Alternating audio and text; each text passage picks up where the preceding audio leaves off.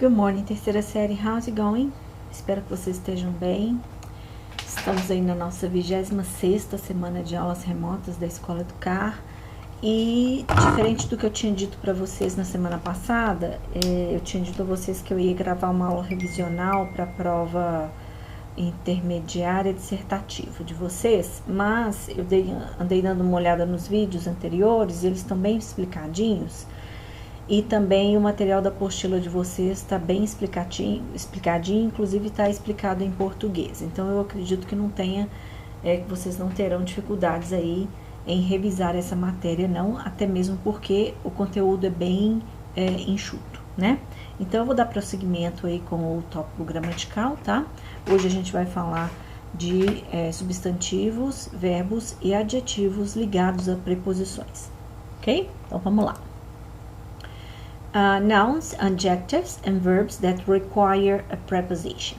Ok, então na língua inglesa há vários substantivos, adjetivos e verbos seguidos de preposição. Essas estruturas são fixas e devem ser respeitadas ao fazer o uso da língua. Alguns casos são especiais e merecem mais atenção, como o caso dos verbos preposicionados.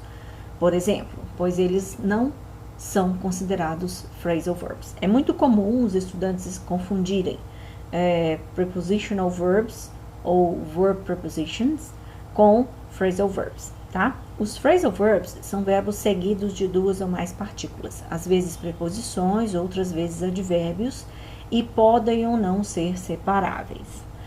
Além disso, os phrasal verbs podem ser transitivos, que pedem complementos, ou intransitivos, que não necessitam de complementos. Já os prepositional verbs, que vamos tratar aqui, em conjunto com os nouns e os adjectives, seguidos de preposições, são sempre intransitivos e nunca podem ser separados, ok?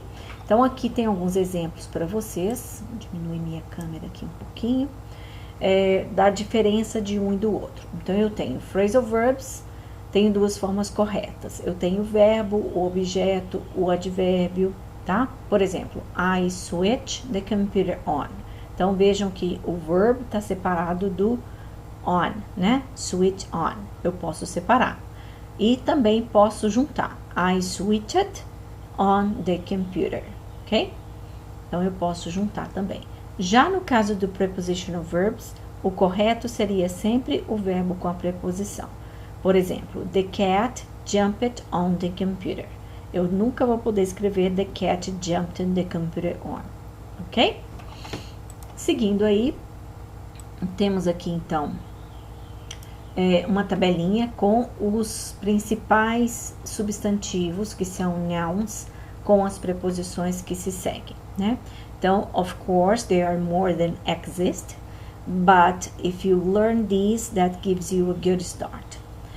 Words which refer to increases and decreases can be followed by in or off. Então, palavras que se referem, né, a aumentos ou diminuições, né, elas podem ser seguidas por in ou por off.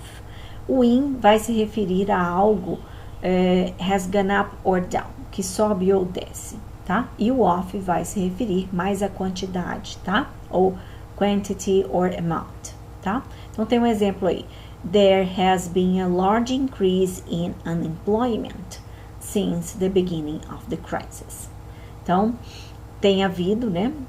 Ou houve, né? Vai depender do sentido que você quer dar. Um grande aumento no desemprego desde que a crise começou, tá? Então, eu tenho aí, por exemplo, para a preposição to, eu tenho an alternative to, an introduction to, a solution to, some damage to, some resistant to, and so on. Tenho for, a demand for, a substitute for, some responsibility for, a need for, a bid for, e assim vai. Depois, with, a contrast with, some dealings with, a relationship with, tá? On e in off, an agreement on, a ban on, a tax on, lá embaixo tem an increase in or off, a fall in ou fall off, ok? Na sequência, adjetivos com preposições. Então, são também fixos, tá?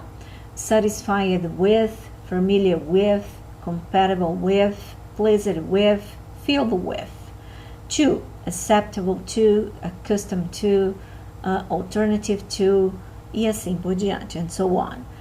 Of or for, representative of, guilty of, capable of, aware of, to ask someone for, to thank someone for, on in, intend on, reliant on, focus on, interested in, lacking in, and so on. Tem alguns exemplos embaixo, ó. Let me know if you would be interested in meeting with me. Então, né, me deixe saber, se eu for traduzir literalmente, né? Mas me diga, né? Let me know. Me diga se você estaria interessado em se encontrar comigo, né? Então, a preposição in aí é seguida por um gerúndio, né? Vamos lembrar da regrinha de fazer o gerúndio, do uso do gerúndio nas sentenças. Sempre que eu tiver uma preposição, eu vou dar preferência para o gerúndio, na maioria, em alguns casos, né? Aliás, na maioria dos casos. Em alguns casos isso não vai acontecer, mas na maioria dos casos, sempre que aparecer preposição, se vier verbo depois, ele tem que vir com ing, ok?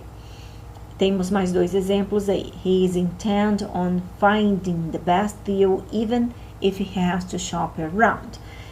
Então, ele está determinado, né? Intent, né? Então, ele está determinado a encontrar a melhor barganha, a melhor oferta. Esse deal aí não está como negócio, né? Está como barganha, né? Como oferta, né?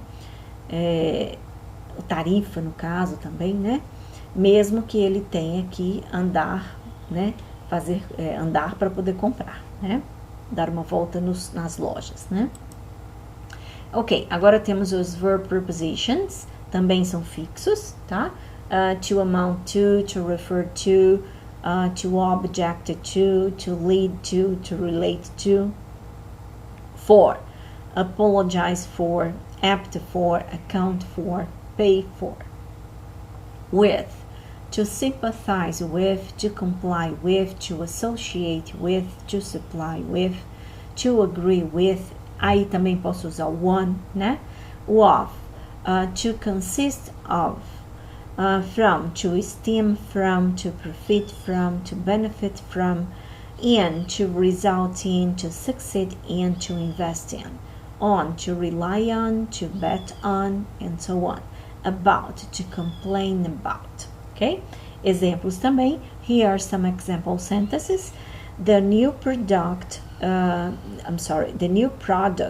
fully complies with European safety standards. Então, o novo produto, esse fully, eu vou traduzir ele depois, né? Esse complies with está dizendo que ele não está dentro das regras, né? Completamente dentro das regras né, de segurança europeias, dos padrões europeus, ok? E a outra sentença aí como exemplo também para vocês. Aqui, pessoal, tem uma imagenzinha de um exercício que eu vou colocar para vocês como PDF, tá? Um exercíciozinho separadinho para que vocês treinem aí o uso dessas preposições aí nos verbs, adjectives and nouns, tá? Então, vocês vão completar as questões, né, com preposition, se necessário. Algumas não serão necessárias, tá? Then answer the questions, ok? E aí, vocês vão responder a questão de baixo, que é a 15, ok? Então, na sequência, eu deixei um recadinho, como sempre, deixo para vocês toda semana. Não se esqueça de realizar todas as atividades da semana, assim você mantém os estudos em dia. Se quiser, deixe um comentário abaixo deste vídeo. If you change, everything will change for you. See ya, guys.